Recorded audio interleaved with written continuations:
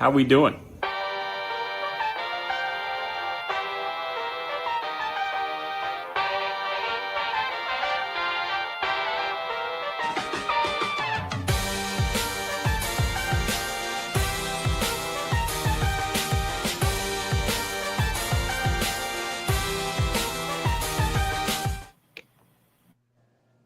Hello and welcome to this edition of FOF Live.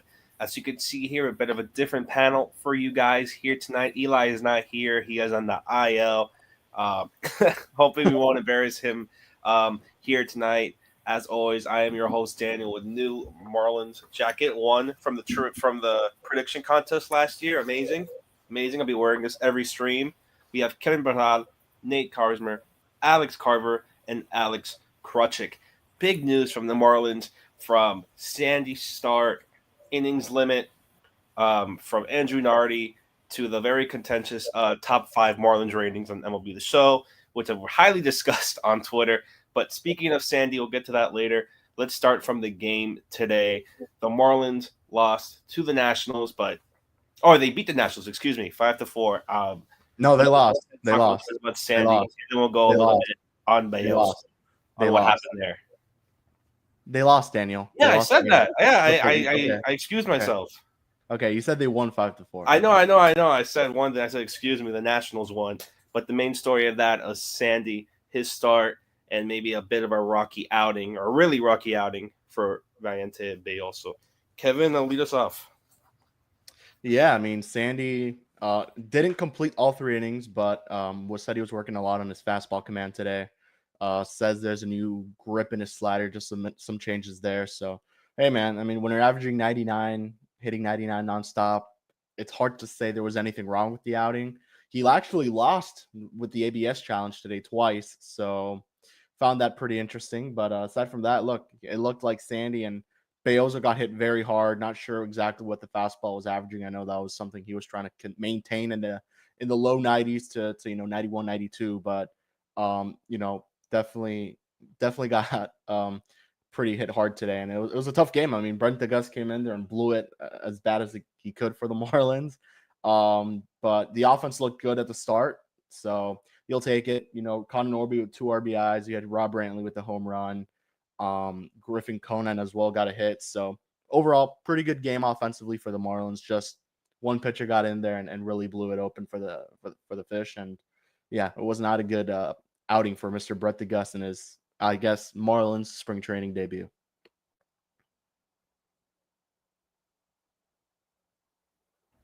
Yeah, for anyone who wants to take a little bit more about today's matchup, Nate, Carver, Krutchik, what else you guys saw from that aspect? Nate, starting with you, a little bit more on Sandy and maybe what else.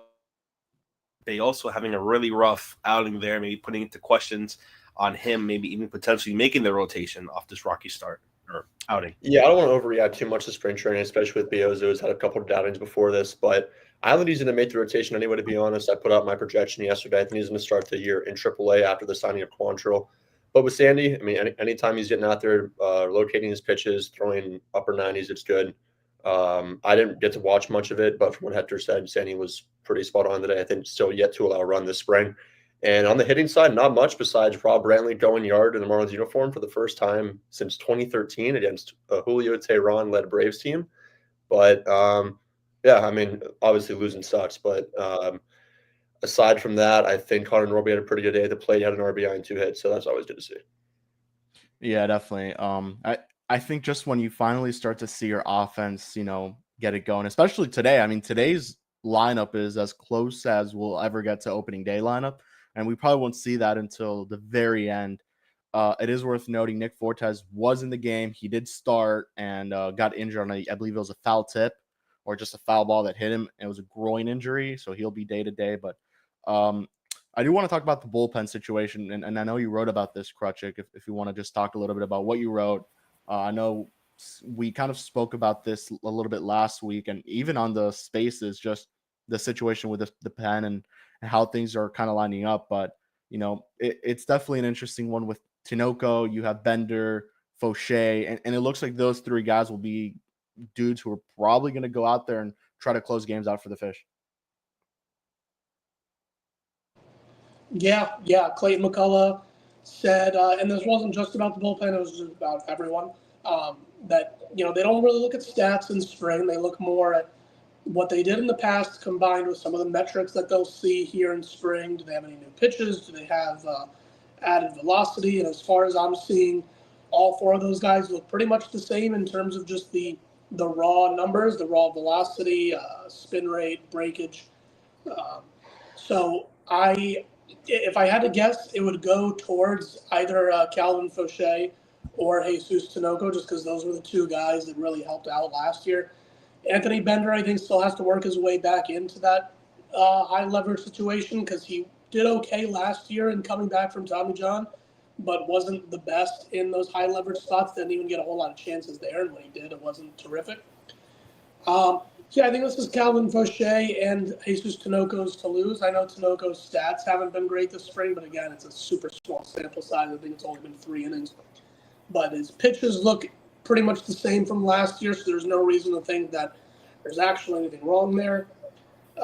It'll be interesting, though. I will say, for those that didn't read the article, Clayton McCullough said that he subscribes to the new way of thinking where he's not going to name, or at least he doesn't expect to name a closing pitcher. Instead, it'll be just certain guys that you trust in certain spots. You have your high leverage guys, your medium leverage guys, and your low leverage guys, rather than middle reliever, setup man, closer. All right. I think before we get too far off, Kevin, before we get too far for Sandy, just on the grip change that you guys wrote about, I'd be interested to know if he's trying to throw more of a sweeper, because that's what it sounds like. And that would kind of follow their narrative of what they're trying to do with other pitchers. If so, that's definitely something that's markedly worth talking about, because this is obviously a trend in this organization with moving off of slider and going more towards this other pitch. I think the reason why is because they think with the fact that you don't have to spin the pitch as much to get it to break, they think it's more of a lower effort offering, and they think it's more of a consistent pitch in the strike zone. So I think those are the reasons why, and they probably have analytics to back it up. But I think the reasons why that they are going towards that pitch is to make it more of a lower effort pitch that still breaks really well and can break into same side hitters. So I like this way of thinking, and I think if that's what they're going to do with Sandy, he's going to get even better, because that's what it sounds like. But if that is the case, that the grip changes to make it sweep more, that's something that was worth talking about. Yeah, Hector, I don't know if you're there, but just talk about what you saw from Sandy today. Maybe talk a little bit about that grip change, and just anything else that stood out for me today. Yeah, I mean, Sandy just continues to look very good on the mound. He looked very comfortable, pretty smooth delivery. One thing that you guys, that I think Carver actually mentioned, was about the grip with how he's throwing the slider. He told me that the way he's not really putting any spin on the ball. He's just really throwing it just like his fastball. So he's just letting the grip do most of the work. Yep. That's to go to the sweeper, because the thing with the slider is the spin rates, and if the spin rate's getting consistent, you get hit. So they think with the sweeper that you don't have to spin it as much, you don't have to rely on the spin as much, and still get good break in and out. So those are the reasons why. That's what Noble said. That's what a couple other guys have said, is you don't have to rely on spin as much. So these little scientific things that they're doing, that's the new wave of this organization. You're seeing it in your face right now. Yeah. I also think another thing he mentioned, I think another thing that people mentioned about the sweeper considered opposite to what a normal slider is because you're letting the grip do the work. It's less strain on the elbow, less strain on the arm. So you're going to be able to throw that pitch more comfortably, and it's not going to put too much strain on your body, especially for a guy like Sandy, who the Marlins are going to count on. Even though they say they're going to put on a pitch on an innings limit, he's a guy that can consistently go 6 to 7 innings a night. Yeah, and let's talk a little bit That's about what we're saying. It's lower effort. It's better for the health. It's better than the slider is what they think. So, again, I don't want to go too far on this topic, but that is what I thought when I first read the article that said he was switching the grip. I was like, okay, he's probably going sweeper. So to hear that he is, and to get that official, I guess, that doesn't surprise me at all, because they're doing it with a lot of guys on this organization. So if they're willing to do it with Sandy, they'll do it with just about anyone. Yeah, and let's go a little bit and talk about the report that came out about Sandy's innings limit. Jeff Passan, ESPN, everything came out that it seems like the Marlins want to go in innings limit with Sandy to potentially have him more interested in the trade deadline, so playoff teams could be able to trade for him and have him pitch in October. But what do you guys think about this potential, or we're seeing innings limit for Sandy, where it seems like teams can have him more so in the trade deadline, so they can have him pitch in October? Are you guys buying this, or are you guys on board with this? I think this was known. Like I think people, like he said this himself. Like he said he was going to let the organization kind of, you know, like take over those first 2 months, see, kind of limit him to whatever they need to. But after a certain point in the season, he wants to go out there and he wants to compete, and he made that very clear. That's been made very clear. Like Clayton was very clear about it too during spring training. They're only going to let him go max 5 innings per start. So I think that's just something worth noting. So I'm not too surprised by this report. I don't know why many people are like blown away by this all of a sudden.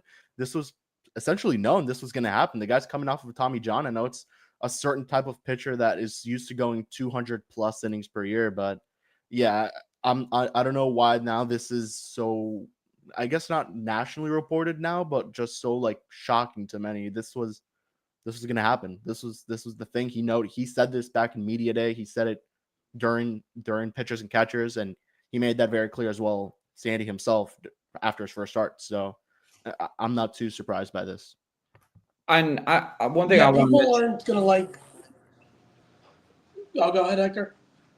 the one thing I want to mention is I don't think it has anything really to do with, leaving, the innings limit is specifically to, have him, perfectly available for a team that wants to acquire him if the Marlins do decide to trade him at the deadline. I think this is more of he's coming off Tommy John surgery. You got to be careful with him, especially with such an important arm to your organization. Let's face it, Sandy is the face of the Marlins organization right now, so you need to be very careful with him.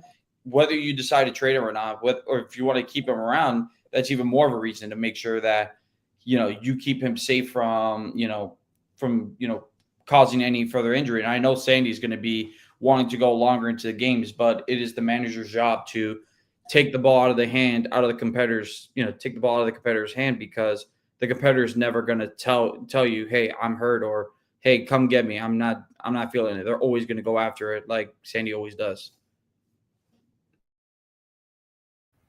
Yeah, I'd love to hear your opinion on this, Carver. What do you think about this with Sandy, everything going on with him? Are you buying that's maybe Tommy John, or it's that they want to keep him in an innings limit for a potential trade? Just what are your overall thoughts on this Sandy limit now? I think it's more on the fact of this. You need to watch the guy's health. I mean, yeah, maybe the fact that they may be planning on trading him maybe in the equation.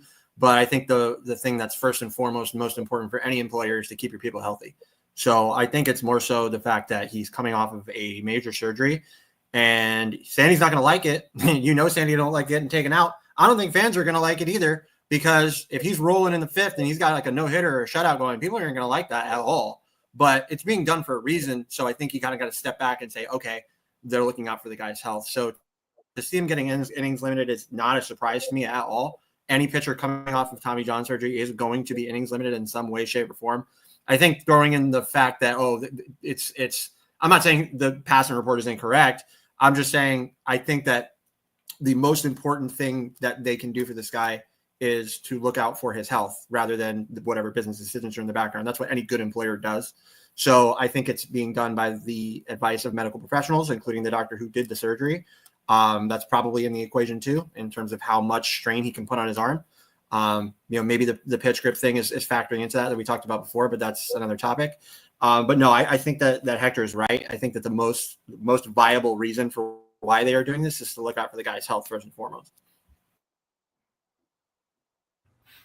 Yeah, it's just interesting to see that, and of course the Marlins, everything with trading and everything that they want to do towards the deadline to see this happen. And Jeff Passan really mentioned in that report that it's the ability for now teams could use him in October and potentially use him for those all-important playoff games. Any last things you want to talk about with Sandy? Yeah, but that's the thing, though. That's the thing. I mean, this guy says he's good. He's throwing 99, 100, and I know it's just spring training, but still, I mean, he could go out there right now and he could do it, I'm sure. And I know he said it himself, like, he's going to let it, for the first couple months, but he's going to want to pitch into, whatever team he's on after, past the trade deadline. He's going to want to pitch. So I found that report very interesting. I do think part of it, and I agree. I mean, you want to keep this guy healthy, you want to make sure he's good to go. But at the same time, saying that they want to make sure that he could pitch into October was a little like, it was going to be obvious he was going to pitch all the way up until the end of the season. And if whatever team he's on makes the playoffs, he was going to pitch. I found very interesting that innings limit thing. This was known. This was very well known from the start that he was going to be on an innings limit, at least for the first 2 months. So I thought it was like a weird report, but again, look, I mean, these guys don't cover the Marlins as much as we do. So I guess it's a little different. And I'm sure he was going to pitch into October, like regardless of innings limit or not. The guy was back and he's good to go. So that's just how I see it. Yeah, I'm with all you guys. I think more so fans are getting upset at the trade part and that he could be traded at the deadline, which we don't know, of course, but it does seem like it is definitely a possibility. Guy's coming off a major injury, like everyone said, Tommy John. He hasn't pitched a full season since 2022. So this is no surprise to me at all. I don't know why this is getting such traction, but like Kevin said, I guess I don't think passing follows the Marlins like we do. So I think it is not that big of a deal. Yeah. So let's go from that. You do all that Sandy talk. We'll talk a little bit more on Sandy on a different topic on the second half of the show. But Sandy, on that start, there was a starting pitcher who pitched in that game, Vayente Belloso, who did not look great at all. A very rough outing for him.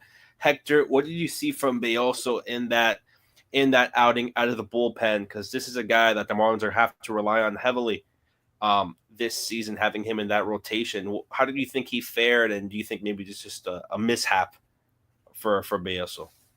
To me, he was just over the heart of the plate, which, against some really good hitters, which he faced, you're going to get punished for leaving anything over the heart of the plate, especially when you're not throwing upper 90s or, anything like that. Because he really didn't fall behind accounts. Before I went downstairs to go talk with Sandy, he had thrown, I think, only 36 pitches and 28 of them were strikes, something like that. So he's obviously over the plate. He's in the zone. But sometimes when you're too much over the plate, then you get punished, especially when you don't have, elite velocity. You don't have that Paul Skeens or Spencer Strider type fastball that you could put it over the middle of the plate and some guys still aren't going to touch it. I think also the wind was blowing out pretty heavy to left field. There were probably one or two that, if it wasn't for the wind, probably doesn't go out. But yeah, just some bad luck, and he got hit pretty hard. Yeah, just rough for Belloso and having it for him. I know we talked a little bit, but are you guys confident in his ability to give the Marlins starts, or was this maybe just one thing that might not happen for this season for him? I mean, for such a pitcher-friendly ballpark, it was pretty crazy to see him give up 3 homers. But again, this is a guy who got really lucky last year. I mean, if you look at the difference between the FIP and the ERA, it's pretty big. So I guess I'm not surprised, but I mean, yeah, I think this is a guy who's going to have to give the Marlins starts no matter what. Injuries happen, trades are going to happen, as we all know. So who knows? I mean, he's going to be the first man up. As much as I wanted to say he was in the running for this spot, for that 5th rotation spot, I really don't see it like that. I think that's Max's job to lose at this point. And that was even going into spring. And I know the velo jump is encouraging, but unfortunately, I think that'll be for Max. I mean, unfortunate for Belloso, who did look really good in those first 2 appearances of the spring. His third, obviously not what you want to see, but I think I think he'll be fine. It's just a matter of him just bouncing back. Yeah. Speaking of other guys who could potentially be bouncing back, how about Rob Brantley having a home run, turning back the clock? I know Nate put out a tweet talking about his last home run in the Marlins against Julio Teheran. Nate, really quickly, Rob Brantley, what have you seen from him? He's coming back. I don't even know if you could say form, but the old dog has some new tricks. I probably, if you give me a Bender card, that'd be the last thing I had on mine, was having Rob Brantley put a homer out today. But it's good to see. I think he's taken more of a coaching role this spring, especially as a catcher. You see plenty of catchers turn managers, or at least coaches. So I'm pretty sure that's what he's mostly doing in Jupiter. But to see him get one out for the first time in over 12 years in a Marlins uniform, it's cool. It's spring training. I mean, that just stuff like that's pretty cool to see. So I'm happy for Rob. Yeah, we go a little bit more on the captain position, but to go off that, Kevin, you had something on Andrew Nardi. You know, he has some tightness in his back and will most likely not be on the opening day roster. Moving a guy like Nardi, who so dominant last season and just really dependent on the Marlins bullpen. What do you do now? What's the option that you have maybe for Andrew Nardi, or is it in the system right now? Is it in the organization? It has to be. At this point, I think it's too late. Not too late to sign anyone. I just don't think they will. Anthony Veneziano's looked really good this spring. I think just everything aside from one outing, he's looked awesome. So he's hitting 95, 96. It's good stuff. And that's one name McCullough mentioned. So he also mentioned Josh Simpson, who was on the 40-man last year. Unfortunately, I had to get DFA just holding him on for a little bit too long and was struggling at AAA, in his return. I think, Carver, you could tell me, I think it was Tommy John or something close to that. It was an arm injury for sure. But then John Rooney is the other name that has been noted too. So those are three guys I think we have to look out for. Again, it needs to be noted. The only one on the 40-man is Veneziano. So to add someone like a Simpson or a Rooney, it would have to be, you would have to DFA someone. And I don't really see them doing that. So I think it'll be Veneziano's the lone lefty in that bullpen come opening day. It was ulnar nerve surgery for Simpson, to answer your question. The only other guy I'll throw out is Dale Stanovich. Dale Stanovich, lefty. I like that guy, Rule 5 guy. Minor league Rule 5 guy. I like him. He's in camp. He's got a really weird, funky delivery. So maybe just like change of pace guy. But that's another lefty that the Marlins could go to if they need. He was really good last year, mostly at AA, made it up to AAA at the end. I think he's ready. I think this is probably a good time to give him a chance if you're willing to put him on your 40-man roster. But that's another lefty, which are in short supply in this Marlins system, as Kevin just noted. But I think Stanovich is a guy that we could see this year. Yeah, with those options, Hector, what did you see also from the bullpen today, and maybe your also thoughts on Nardi? Do you see the potential option in the system? You mentioned Stanovich. Anyone that really looks at your eye that could potentially go into this Marlins bullpen on opening day? Oh, you're muted. Yep, I figured. But no, I've seen Dale Stanovich pitch for a little bit, not just with the Marlins organization, but he was also the closer at Rutgers. So I got to see him every now and then. He first off, full big energy guy. Comes out, throws a lot of energy. He is that closer type psycho type arm. Has the big velo, has a good breaking ball to get swings and misses. I like I said, I saw him in college. I was very impressed with him. Last year he had really good numbers up across the board. Big high strikeout guy. Will walk guys every now and then, but he's also not going to get hit around a lot. Really, he's going to get the swing and miss. So he's a guy that I think would be interesting to see what he can be at the big league level. Plus, this is going to be his age 26 season. So if he's going to be a consistent big leaguer, I feel like now should be the time for where he should get called up. Yeah, with lots of names there. Carver, I want to talk about your guy coming back now, Dax Fulton. Talk a little bit about Dax, what you've seen for him. This has been your guy through and through. Had all those injuries, has now come back, and as one word, as you would put it in our chat, stud. Yeah, really good. The excitement for him around camp is awesome. The excitement that McCullough speaks for him, just to be back and healthy, is awesome. I'm so glad to see him. He's even taller than he was before. He's slimmed down from what he was the last time he was throwing the baseball. He's got 2 new pitches. I mean, this guy could be really good still. I don't think an ace, but I think he's a really good option as early as this year as a mid to late rotation starter. Really good. Velo up to 95. He threw a sick changeup the other day that he's been working on. He said that he was kind of figuring out the changeup before he got hurt, and now he's pretty much figuring it out again, but it looked really good the other day. And then, like I said, he's got those 2 new pitches to go along with it. He has like a gyro, I think it was like a gyro slider, so a little bit of different action on the slider. He has a really good curveball. We haven't seen him throw it too terribly much. He said he did have a little bit of a grip change on the curveball as well. So change some things there as well to go on with what we were saying about Sandy. Marlins getting a hold of him, this new brass getting a hold of him and helping him even further develop what was already a really good curveball.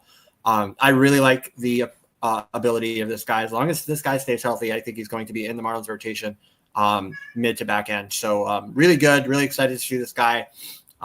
throw again in minor league baseball. I would guess we'll probably go to AAA, but we'll see what happens when assignments come out. But I think you'll see him at some point this year for sure. Yeah, another guy. Talk a little bit about Max Meyer, because this is a guy that's come in with a new pitch this spring, and analytics are loving his stuff so far this spring. They're really liking that that curveball, sweeper, his sinker, how great it's been. Just him improving his arsenal, really.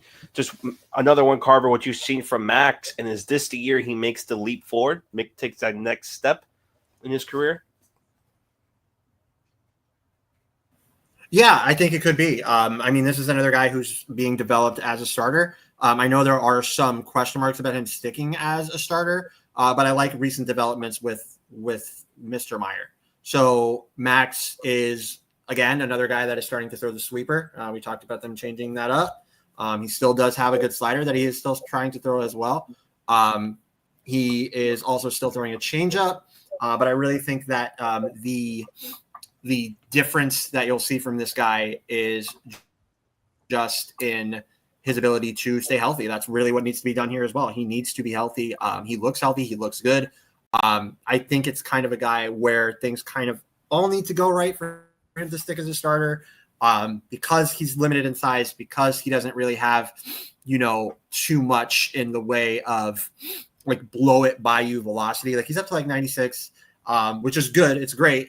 He doesn't really have, at the current time, I don't think he really has like a blow it by you pitch. I think the slider is really good. That is definitely his best pitch. But if he's switching that up a little bit and going sweeper, that is only going to help him. I think he is right now much more of a complete pitcher than he was the last time we saw him throw. Dealt with some injury, dealt with some stuff there a little bit, dealt with the mental side of things, doing well and then having to go down because your innings limited.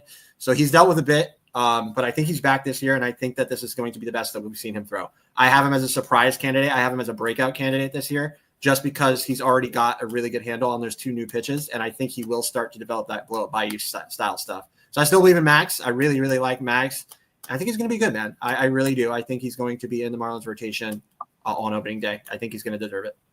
And it's also the velo bump too, which is really encouraging. I mean, not just him, but so many of these other pitchers you see, 96, 97 with so many of them, even relievers, which is, a little bit of a different arm slot for certain guys. And we saw that a lot with AJ Puck last season, how much that changed. But yeah, it's extremely encouraging with Max adding that sweeper, using the sinker more too. So, man, he needed to add some pitches, but not just add them, but he needed to make that changeup a lot better than it was last season. He couldn't continue to rely on that 2-pitch mix. That wasn't going to get him very far. And as we saw in the second half, it really didn't. Not that he got lucky in this first half of the season, but just it wasn't going to be consistent, and it showed early on. It showed, early on when he got called up again. Yeah, I want to go to Nate, because Nate was able to cover one of the Marlins games earlier this week, one of the split squad games. He saw the masterclass performance of what was Jansen, Junk, Colin Gillespie, everybody in there, Xavier Curry. Nate, talk to us a little bit what you saw from that in that game. What really stood out to you? I know Junk was a really main point, maybe the main focal point coming out of that game. Yeah, I was really impressed with both Gillespie and Junk. Gillespie he had to face Lindor, Soto, and Alonso to open up, who all got pretty loud ovations from the park, and he dealed. He's still yet to allow a hit this spring, and what they both mentioned to me actually was, we talked about the sweep earlier. Gillespie said the first day at camp he showed up and the coaches wanted to see it, made a tweak, and it's been working amazing for him ever since. And then Junt, on the other hand, who had 4 strikeouts in the 6 batters he faced, who's also looking really good this spring. They're both fine for bullpen spots as well. He said that he's a driveline guy. Of course, plenty of driveline guys in this Marlins organization, notably pitching coach Brandon Mann, said they made a little tweak to his grip, and he's been throwing it ever since, and it's looked really good. It got, I believe, 2 strikeouts, and he froze Juan Soto on a fastball as well at 95. They both look great. Xavier Curry looked all right. Not much on the hitting side, but I do want to talk about Augustin Ramirez, who was behind the plate when Junt was pitching. I think in the second inning, the first one, all 3 strikeouts were what's it called? They were, what's the term? How am I forgetting this? I forgot. But he had to throw to first every time. He blocked extremely well. He looked good behind the plate, and at the dish, he had 3 at-bats, all hard contact.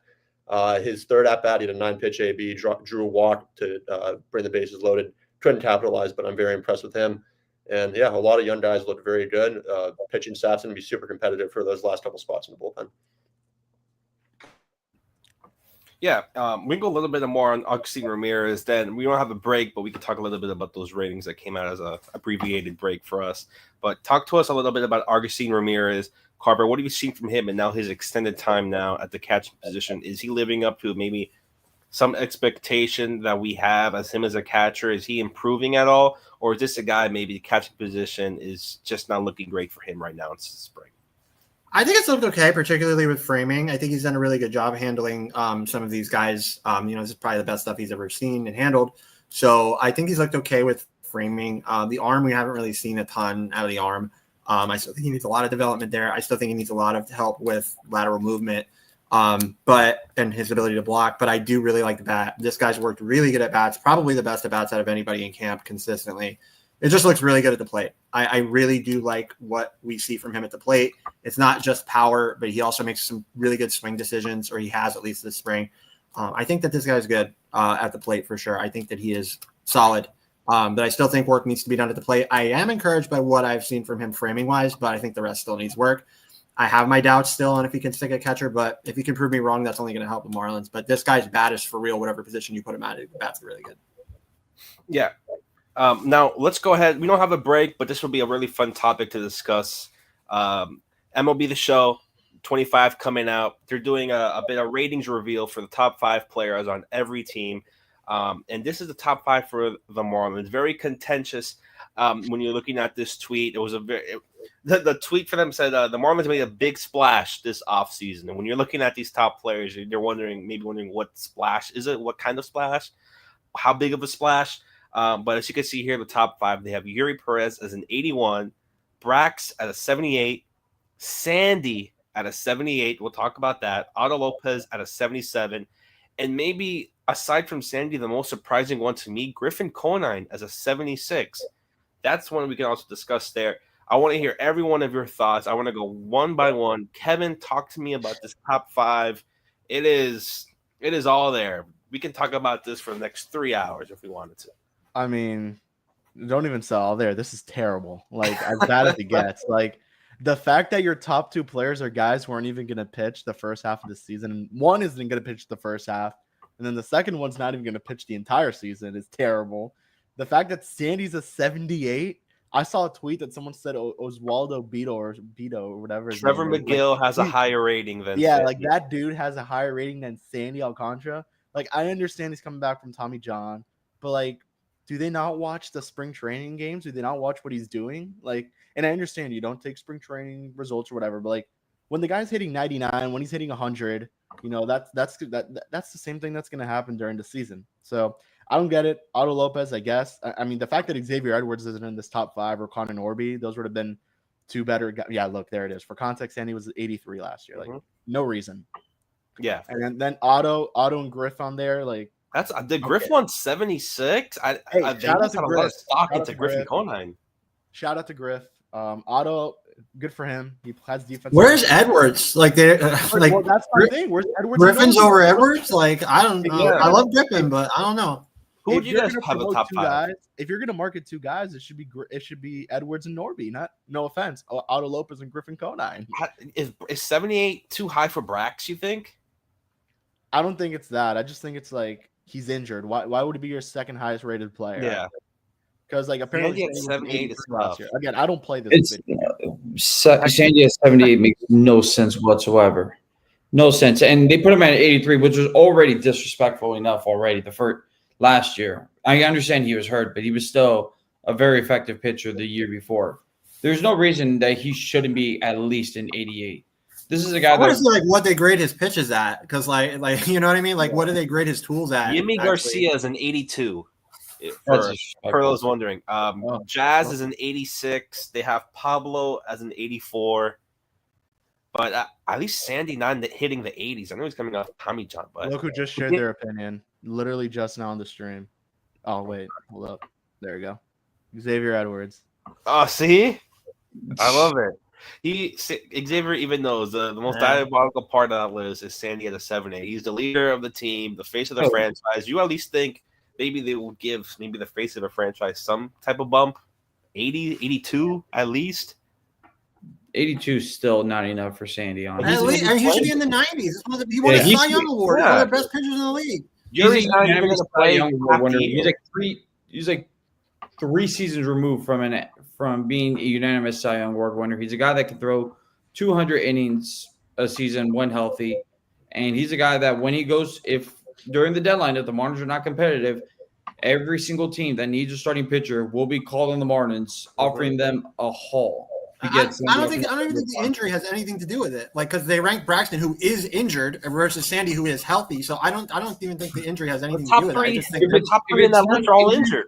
right, and Yuri's not back for the right, and he's the highest rated guy. He ain't going to pitch until after the All-Star break. So this is all over the place.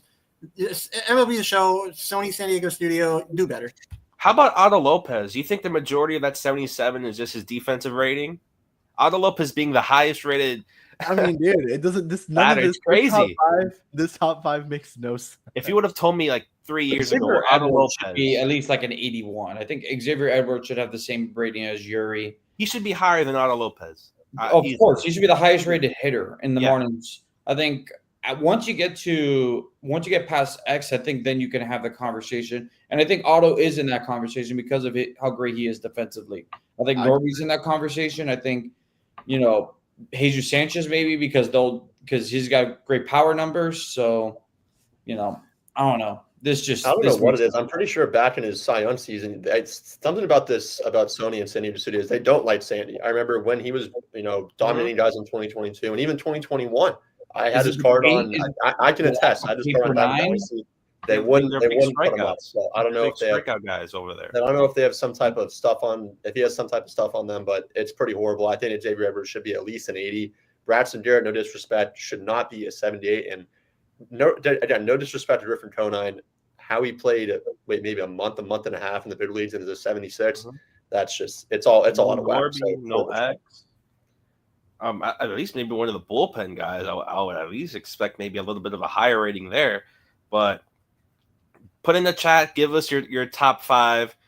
Maybe we'll do a little article, maybe us giving our top 5 for who we think should have been the top players for MLB The Show. But let's go ahead to talk about those rankings to give another one that we did from a top 5 to a top 30 with Fish on the Farm. Oh, look, he's here. Alex Carver, consensus top 30. I'll mention the top 5: Thomas White, Starlin Caba, Augustine Ramirez, Andrew Salas, Noble Meyer. This is our top 30 here on FOF.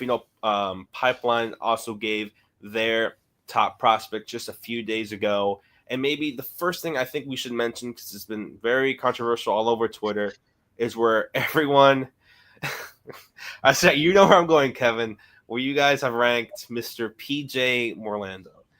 All over Twitter, it seems like you catch some heat in terms of maybe PJ Morlando should have been higher. Why is he not higher? Pipeline has him higher. You guys don't even have him in the top 15. Kevin, Carver, everyone who wants to talk. Nate, I know Hector has some thoughts as well. Talk to us a little bit about why PJ is 19. Why is he so low for you guys compared to maybe where Pipeline has it?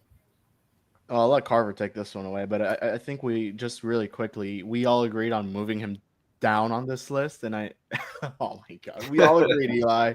So for context, it's Isaac, Eli, Carver, and myself who do this list every once in a while. We've all been out there already at least once, except Eli. So we've gotten our good looks, and we just felt like a lot of guys really stood out. There was a lot of guys who were maybe a little bit too high on early on that we just wanted to lower to tamper our expectations. And then there were guys, lower on the list that we felt like really needed the big boost. For example, Kiner Benitez got a huge boost. Probably the biggest jump on this list was him. Ooh. Max Acosta as well got a huge bump on the list. Anyone fell off the list? Wilson. Fell off? Someone did fall off the list. I'm forgetting right now. Oh, Luis Manuel Leon, we removed. Did Shepardson fall off in this update too, or was that older?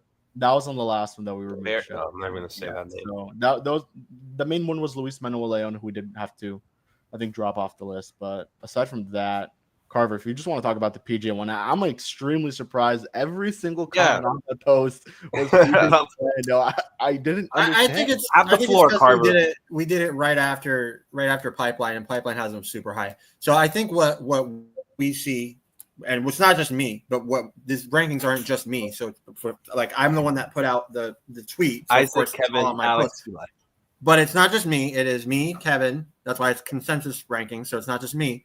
Make that clear. What we see and what we have seen him, he was in the early camp. He's on the backfields now. We have seen him. Yes, it's not an in-game action. So somebody commented he's only played one game. How can you do this? What we see from this player is a super long swing. We see a lot of strikeouts in his future, unfortunately. The good thing that you can say for him is that he does hit for power, and I think he has good raw power. I think he needs to do a bit more and will need to do a bit more to make it round into good game power. So these rankings aren't forever. As Kevin said, we update our rankings pretty frequently. If he comes in and surprises us, there's nothing to say that he can't move up. I would also say that something that works against him, though, is positional inflexibility. I do not think that he will stick in center field. I think he will be a corner outfielder or first baseman. So that's another thing. So he's going to have to hit for power, I think, long-term, in order to be a viable prospect. So when you are pressured into hitting for one of the hardest things to do in baseball, which is hitting home runs and hitting consistent doubles, and you're going to strike out a lot, and you were injured early in your career, all of that is working against him. Can he overcome it? Yeah, of course he can, if they think that he is a blue chip prospect. I don't think PJ Morlando is a blue chip prospect. I think he could be a good player. I don't think he's a blue chip prospect. He goes down because these guys that are ahead of him, we didn't see any reason why not to put these guys ahead of him. They are further ahead in their careers, most of them. Of course, Andrew and Kaba, maybe not, but there's a couple guys there that are mixed in that are just, we think could be that kind of, blue chip type guy. I don't think see that kind of ceiling for Orlando because of limitations. So that doesn't mean he can't prove us wrong. We've been proven wrong before. But he's ranked there for those reasons, not just because of playing time, but because he's been injured, because he has positional inflexibility, and he's going to have to hit for good game power, which he does not have yet. Yeah, and by the way, I'm looking at the wrong player. Oh yeah, we did move him pretty far down. We moved him 3 spots down.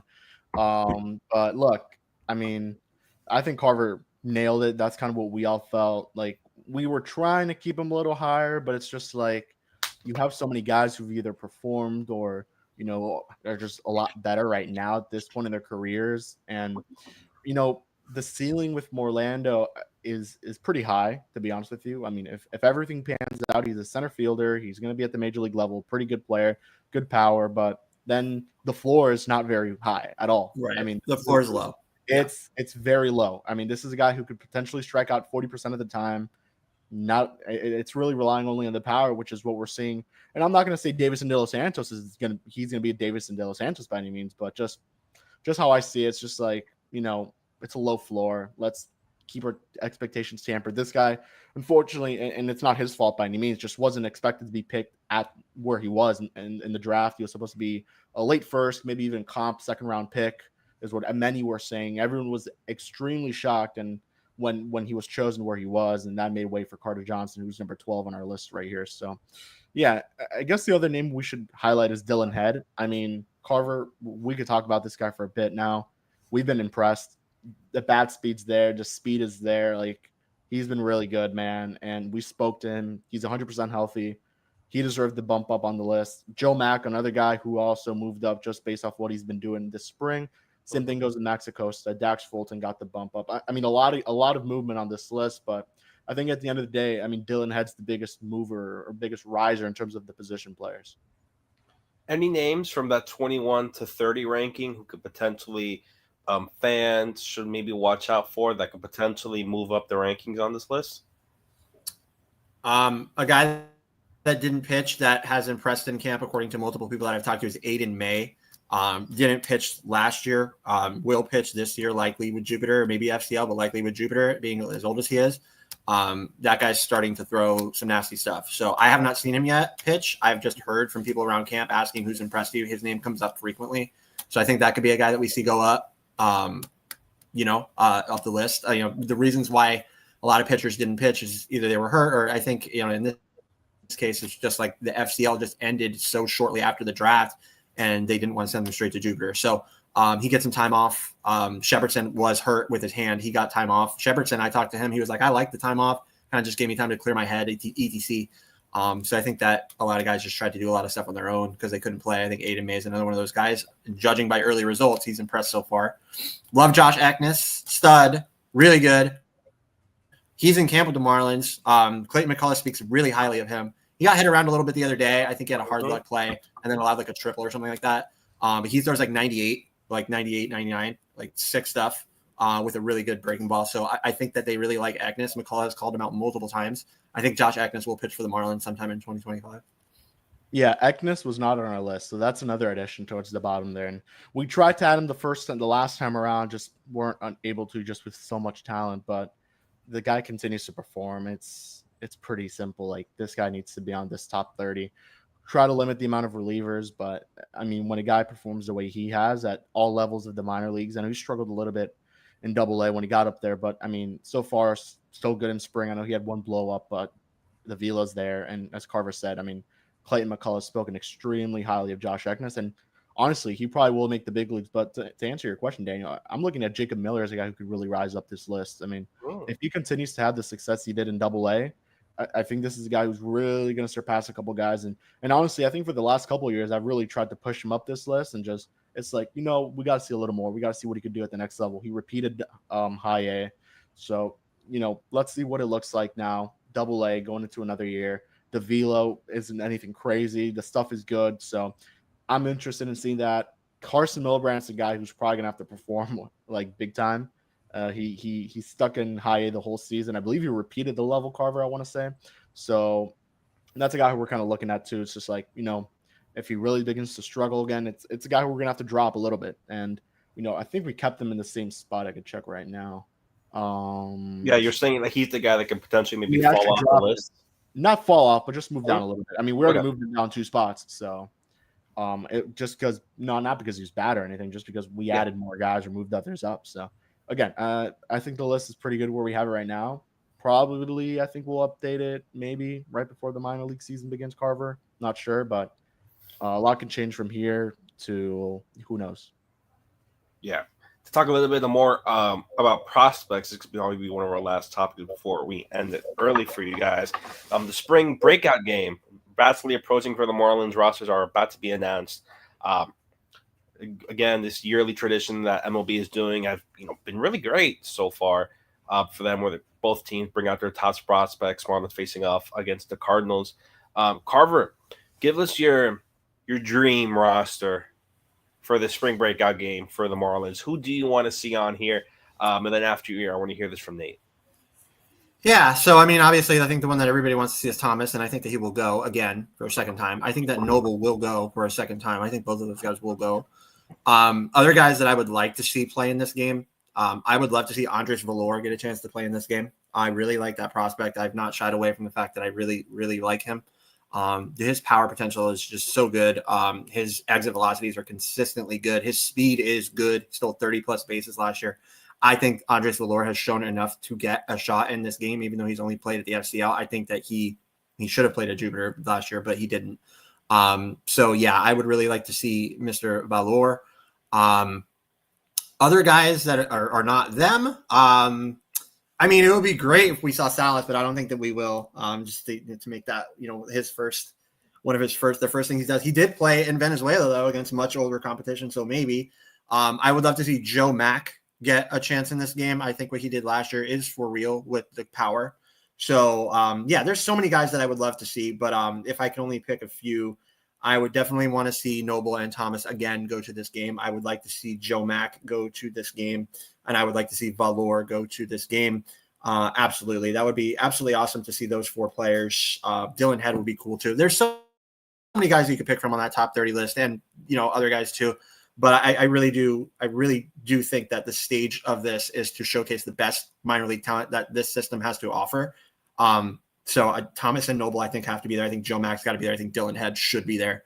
And there's some other guys behind that as well. So those are the guys that I would want to see. But I'll let Hector and Nate go ahead. Yeah, I'm going to echo you mostly on the Dylan Head one. You guys talked about him earlier. He's such an exciting player, and the way you guys talked about him, it does sound like he is for real. I've been very high on him since the Marlins traded for him from San Diego. So that'd be my personal one. He's only played, 2 or 3 games in the organization since he's been in it for almost a year now. So just to see that guy in center field and roam around and get some swings would be awesome. Other guys in the top 10, I'd love to see Davison De Los Santos get some more at-bats and some more guys, maybe his competition or his age range. He's struggled a little bit so far this spring, striking out a little bit too much, but if he were to get into one, I think that'd be pretty fun. And honestly, my last one would probably have to be Starlin Caba. He's a little bit younger, but if that guy could get some reps at short, maybe turn some double plays or just – I think the guys mostly that have come to this organization in the past year or so, I think I saw someone tweet out 18 of the new guys in the top 30, at least from Pipeline, are all new guys that Peter Benz has gotten in the organization in the past year. So Caba, Head, guys like that who I haven't really seen much of, I think they'd be great to see for the breakout. I wanted to show you guys this. This was a spring breakout roster from last year. Like Jacob Amaya's in there. I was going to have to tell you guys. You want to hear the starting lineup for that game last year? Yeah, shoot it. All right. At shortstop, batting leadoff, it was Jacob Amaya. At third base, second, Jacob Berry. At first, hitting third, Mr. Troy Johnston. Will Banfield at catcher. Griff, right field. Yiddy at second. Kemp Alderman at left. Paul McIntosh at DH. And Javier Sanoa at center field. And coming in for that game, Brock Brandenburg, Joe Mack, Andres Valor. Wow, what a lineup there. How many players are even still in the Marlins system after hearing from that lineup? Or even still in that top 30 that you guys put out? Somehow, every starter is still there. Every starter's still there for sure. Every reliever except Maldonado still there. Every outfielder. Did Gerardo get cut, Carver, or is he still here? I think they're all here. So let's see. Still a lot of guys. It's just like the amount of prospects they added, and God. You know, like a lot, like Amaya isn't here anymore. Would you even consider Yiddy as part of it? He may actually make the roster again for a second straight. Gerardo is still there. Yeah. So, okay, most of these guys are still there. Yeah. Jeez, no offense, but what a not a very good when you see this line, do you think maybe the Marlins aren't going to send maybe their top prospects? Because how many top prospects are even in this spring breakout roster? You have to think about it. You have to think about it. This was before they reloaded the system. So there's a lot here. They reloaded the system. Yeah, exactly. But yeah, Cobb is a good one. I mean, you could call it Snelling. Like there's so many other guys that you could go to, but the ones that I would like to see, they were there last year. Like Mack and Valor were there last year. Yeah. So was Thomas and Noble. So I mean, a few of them that I called out would be repeat, but they deserve it. They deserve to be in this game because it's about the best that the system has to offer. I would really like to see Rob Snelling pitch. I mean, I know that when you look at his numbers with the Padres, it wasn't pretty. He didn't have a lot of success with San Diego, but the Padres have had their issues with when it comes to developing pitchers. So I look at a guy like Snelling, who the moment he came into the Marlins organization, he started working out. He started pitching a whole lot better. I think he is going to be a very effective started left-handed pitcher in the future, at least at the big league level. So that's a guy that I want to see continue to pitch, continue to get, quality ABs against quality competition, because I want to see what he's made of. And if he can be part of the future or, rotation for the Marlins, I think he could be a really good arm. Yeah. So if anyone else has anything to mention, I think this is a great stop to put it. Talking about this a little bit of the spring breakout game. We've mentioned the top 5. Who knows how long that's going to go on for, but that's going to do it for us here at FOF Live. For Daniel, Kevin, Nate, Alex Carver, Hector, for Alex Krutchik, who joined us earlier. Go fish and get well, Eli. Get well. Get well, Eli. Get well, Eli. Pray for Eli. There we go. Have a wonderful evening.